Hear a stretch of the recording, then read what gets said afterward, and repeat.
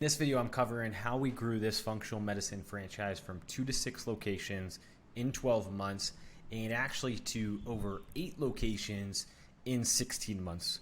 All while the office has scaled, did very well, raked in juicy profits, and served a lot of patients in desperate need for their help. So I'm going to be sharing this case study of working here with Dr. Rubin, Dr. Ryan over at Novus Health. And just to really dive right in, let's start by talking about the truth where the riches are in the niches. And if you stay till the end, I've got a really exciting offer for those of you that have a functional medicine or related practice. With functional medicine, though, there are so many paths to go, right? And I speak to a lot of offices. There's diabetes, there's thyroid, there's all sorts of autoimmune conditions, right? Memory care, which is a growing market, et cetera, weight loss, hormones, all these different things. And there's so many different ways to package it, present it, gut health, this, that, and the other. And I've tried numerous times with other practices to go broad, and it always bites us in the butt.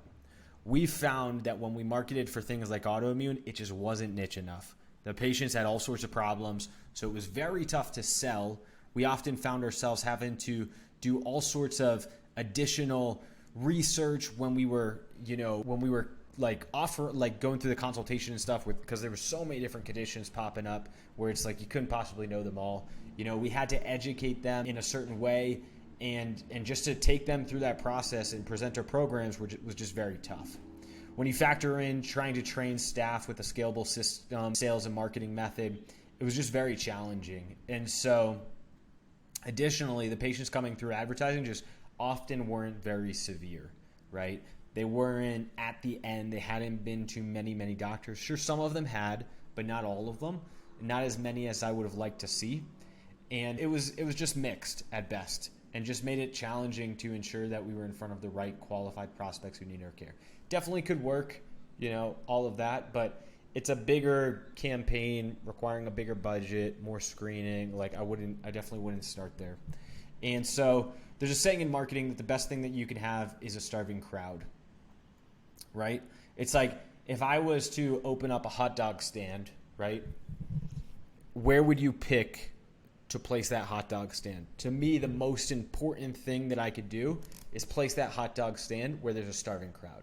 And then really, it wouldn't even matter how good my hot dogs are, how much I charge, all these different things, right? It's like when you go to a sporting event, you go to a baseball game, football game, hockey game, whatever, the food is such a premium, it's kind of ridiculous. Like you might pay $20, $25 for a hot dog.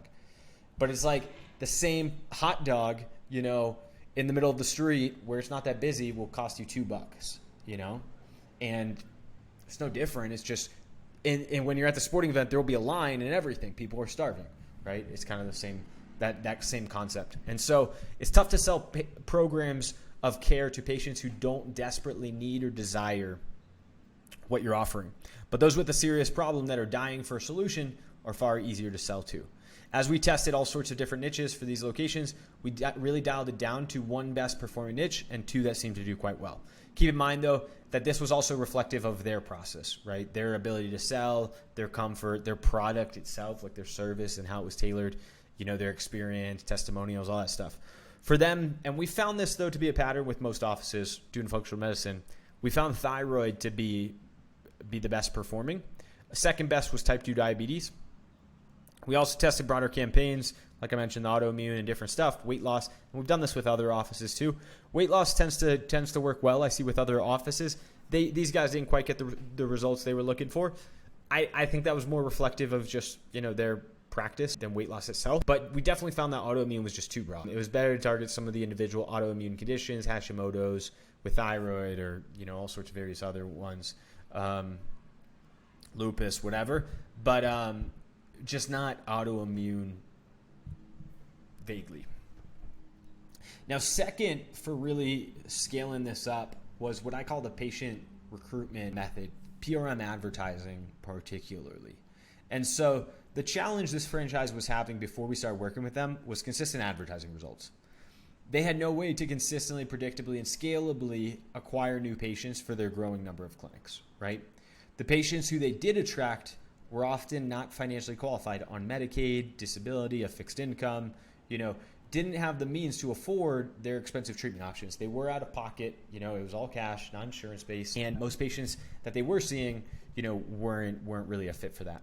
And they had tried other solutions in the past too, but just never really got something working to like scale it up. It really usually wasn't landing right. And so if they could just add more patients, it wasn't hard to bring on franchise owners. Like they have an incredible service, incredible offering, but this was really the biggest challenge.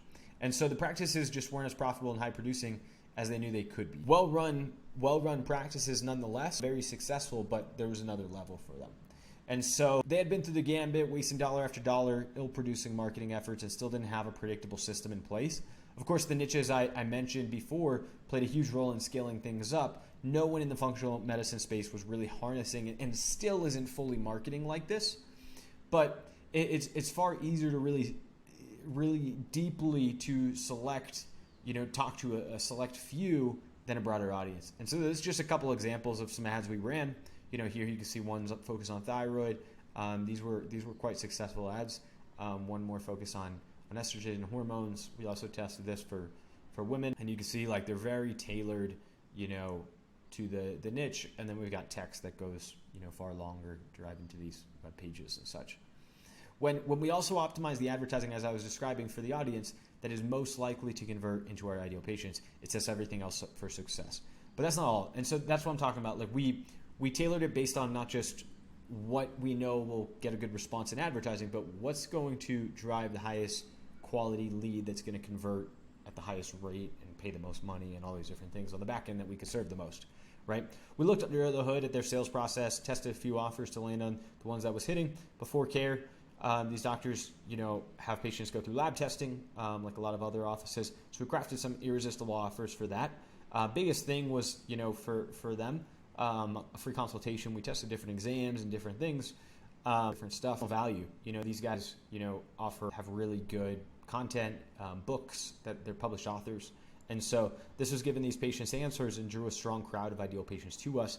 And then the funnels were also just set up in a way to drive up lead quality, ensure we're speaking to the best fit qualified patients. Like I mentioned, previously, the issue was financial quality and consistent, predictable system. So we refined kind of that system over time for them to, continue to make it perform better and better and better. But really this was the flow we put patients through to scale them up from 2 to 8 locations.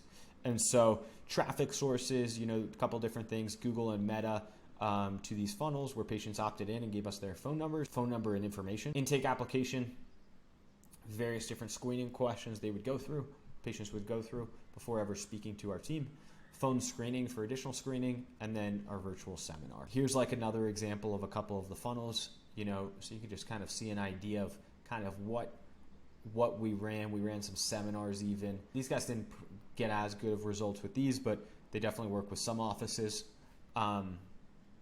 They did. In fact, they got some results with these. I think we had like 40 somewhat patients show up to some of these. They were then directed to intake applications to screen them out for severity, and then online calendars to book a call. After they booked, they were required to watch through educational content, which prepared them for the appointment. We call this patient recruiting. Essentially what we're doing here, we found this to be the most effective really across the board for practices, especially with these guys, is we've developed essentially these funnels in the system a lot like the biggest recruiting companies in the world. And so this is what we see successful recruiting funnels look like. And really with a high ticket patient, we look at it the same way.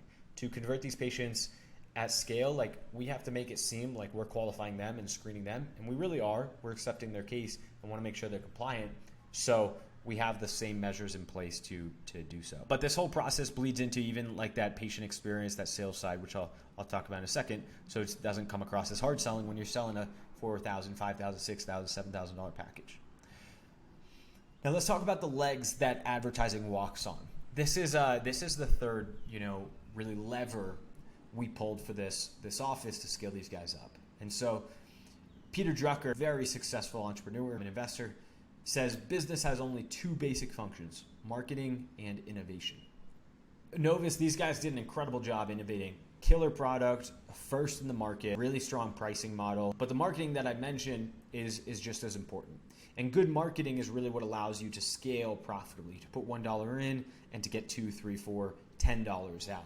And so some offices are comfortable growing a modest 5% annually, 2% annually, 10% annually. We're not even growing at all. But for those who want to grow a lot more, you have to have good marketing. And I truly believe that in a market like functional medicine, we're still at the ground floor, right? This is where there's a huge opportunity to service a lot of patients and start a really big business before everyone else gets involved.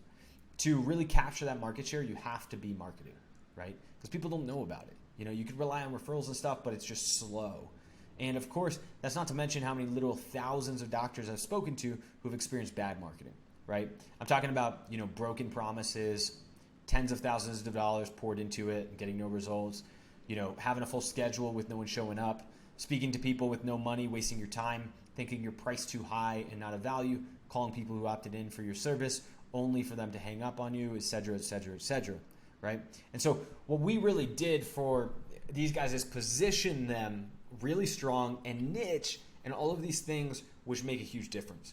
But where I see so many offices drop the ball is thinking that the sales element doesn't matter and isn't as important.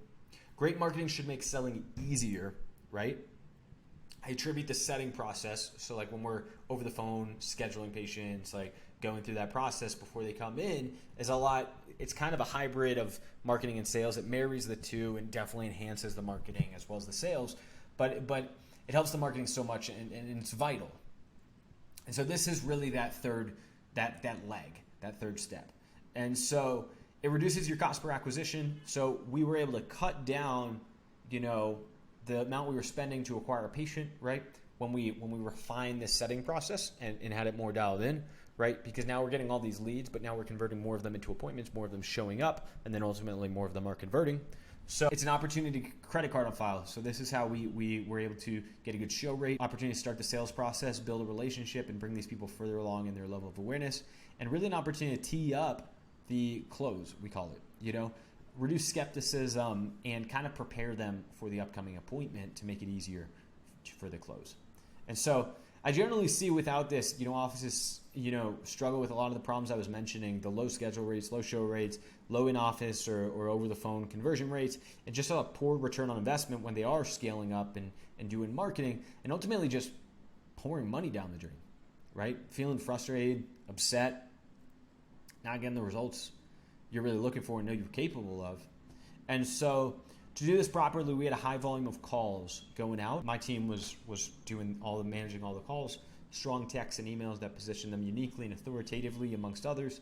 And we built an entire setting team really just for these folks. Our team screened the patients and held what I call a motivational interview with everyone who's scheduled online or didn't to schedule them. A lot like a phone consultation, if you will, but very thorough and to drive motivation really. We went into their pain, their problem, their goals, their desire, what they tried in the past and so much more. And then we set financial expectations and scheduled them by getting a credit card on file to secure their spot. Some were screened out, but those who weren't had proper expectations and homework required before the appointment. In the same way, we sent them content after they booked online. Here we redirected them to that along with their intake forms to ensure they go through it before the appointment. And so this kind of teed up, them walking into the office. And then really the wealthy doctor framework, I call it, is most doctors we see, and this was one of the bigger levers too, which I see a lot of offices not quite have in place or have in place at the level they could and should to be successful. These guys have a really strong business model, which made successful marketing possible. If you don't have that in place, it makes it very challenging to market successfully. And so most doctors have a huge heart to help people, but they struggle to see their true value and charge for what they're worth. You may have no problem selling friends and family into care plans, but have you noticed a difference when you're talking with strangers or first-time patients? Why is it that they don't convert like referrals? Why are often these folks more skeptical and less bought into what you offer and how you can help them? So we've studied now over 10,000 consultations that our doctors and some of our internal team have taken, And we found a formula to convert cold leads just as if like a referral. And so the goal with advertising in this type of marketing is really to structure this in a way to turn these colder people online that don't know us, aren't familiar with us, as warm as possible before they speak to us, so there's a higher chance of them converting, right? And so just another example of a page we ran, free training, how we helped thyroid sufferers in over 7 locations nationwide overcome chronic thyroid conditions for good. So just an example where we're leveraging content to help bridge this gap. This helps to require less sales experience and a less thorough sale for sure. But we still want that process strong. So I don't want to, don't avoid that, still have a strong process. But ultimately, it definitely just allowed us to get better results, high return on investment, serve more patients, right? And for these guys, when you have a franchise, one of the biggest challenges is bringing on new doctors, new owners, and indoctrinating them into your process, right? A lot of these guys were kind of coming on board and were operators, but they didn't want to sell and weren't as experienced there. And so this was one of the ways that we were taking weight off their shoulders to make it easier. And so as we went, we learned the importance of this and how we had to better structure things and staffing to make this work. There were health coaches, case managers who were more apt and willing to learn. And so kind of just one of the things that helped. But ultimately, this is what that process looks like. Intake assessment, motivation interview. For them, it was lab work and a program invitation. But this is that core process, which is really, really important to have thorough and strong. And so this is definitely one of those things that requires staff attention. You need a strong script in place, lots of training, recordings, etc. Here, the founder was flying out and often doing trainings and shadowing these folks. As we've gotten more sophisticated now, we work with clients where we have them record, we review, we give scripts, we audit, we do all this stuff, put in strong financing companies, all this stuff, which is really important. And I skipped ahead a little bit, but I was talking about the strategic business model. This is that pricing lever, right? So you have to factor in, which I don't see a lot of offices do, you have to factor in scale, right, when you're pricing. So you've got costs when it comes to marketing, staff, right? Even research and development, developing your product, service, investing in new equipment, right? Investing in new consulting and training to enhance your delivery, your product, your service, right? And all sorts of other expenses while factoring in, how much profit you want to make at the end of the month, right? And so once again, I see a lot of offices have hesitation around this. We're just not priced in the most strategic way. They look at their time and decide what they're comfortable charging, right? But never look at the longevity of their practice, right? All those expenses I mentioned. Not to even mention, I didn't mention employee benefits, bonuses, time off, sales commissions, right? Expansion, like I said, all that stuff. And so most offices we see then just end up charging per visit or for an hour of their time and really end up suffering from a low retention of patients and low total case values as a result. And their service is limited to the hours they work, not as much the value they provide, right?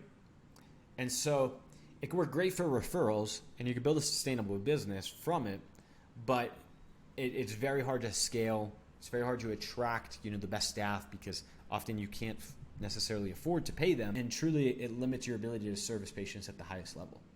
And so with Novus, I got to give them props. They structured a very comprehensive plan, one of the best I've seen, that went beyond just the hours they'd worked. We offer patients the opportunity to buy into an entire treatment plan that include all sorts of things of added value and reduce the actual cost to provide, allowing us to be more so it wasn't just relying on the doctor's time, is what I'm saying here, and allowing us to be more profitable while helping patients really at a higher level, right? And so and working less. And so plans ran a few $1,000s on the front end, and they had a back-end membership on the back end, which served really well. And largely the service was built around these outcomes with various in-office services, kind of med spa like ongoing support and guidance and different things. And so as we went, we've tested various different pricing structures in each location, kind of found those sweet spots for each market being a little bit different, but really with the focus on, something that supports future growth, is very thought out, provides a high level of service, and has that long-term profitability. And so lastly, just, real simple, what gets measured gets improved. having a scoreboard is so important, so we can see the gaps. This is kind of like, checking your blood pressure, right? Checking the blood pressure of your business. It's vital. And I see so many offices miss this, but it's no wonder, like it's no surprise that these guys were able to scale because they had the proper tracking and systems in place. We supported, them putting this in place. But it's vital, right? Leads, appointments, consults, report findings, no-shows, cancellations. We didn't really get a whole ton of one tracking, although we track that now, closing and stuff like that. But, like here's just a couple of screenshots of some of these offices and their results and stuff, labs initiated and completed. And so like when you're scaling, like this is where you pinpoint what's going on. And so we set up a weekly reporting mechanism to measure all sorts of key metrics. They were incentivizing staff according to the outcomes we wanted. We were also internally. And when you're running multiple offices and have a lot of rods in the fire, like you need to be able to look at a central place to see how you're doing at any given time. This kind of directs your focus, your team's focus. And at every level of business, I found in my business, as we're scaling, every time I'm going to fix a problem, improve a department, or just take things to another level, the number one thing we always do is we go and like the first step is we look at our reporting and we never have enough data. We have to get more thorough data. And it's usually adding more metrics, like getting it more granular. And then it gives us kind of the awareness of like where we need to focus, right? And so for those wanting similar results with functional medicine or similar high-ticket medical, high-ticket medical practice, book a call on my website. We offer, guarantees. We have a full satisfaction guarantee or your money back in the first 30 days. And after working with over 339 clinics, including our own, my dad and I, we own a practice down here in South Florida. We've just seen and done it all. And so if you're interested in scaling up your practice, you find this interesting, would like to grow from 2 to 8 locations or, achieve similar results, open more locations, or just scale your practice, definitely book a call. We limit availability to one office per niche, per market. And I seriously believe that there is no better time right now to build these types of practices. So cash, functional medicine, even high-ticket and medical insurance, but driving these types of niche patients, it's a wave right now. And it's going to evolve. It's going to get more competitive. I'm already seeing it over the last couple of years and how it's gotten more competitive and it's just going to get more challenging. And so right now is a huge opportunity to grab a lot of market share, to serve a lot of patients, to really position yourself as the dominant market leader. But definitely jump on this before it's too late. So we have various different guarantees, even as much as $100K per month with our pretty advanced advertising, selling product-related services to build up practices like this. But just a disclaimer, like results vary. It definitely requires a call to determine your eligibility and see if it's a good fit. And there are requirements then to meet to qualify for those. But if you're interested in growing and scaling up, book a call on my website. I'll have the link here below. And I look forward to hearing from you and chatting with you soon. Hope this was valuable. Cheers.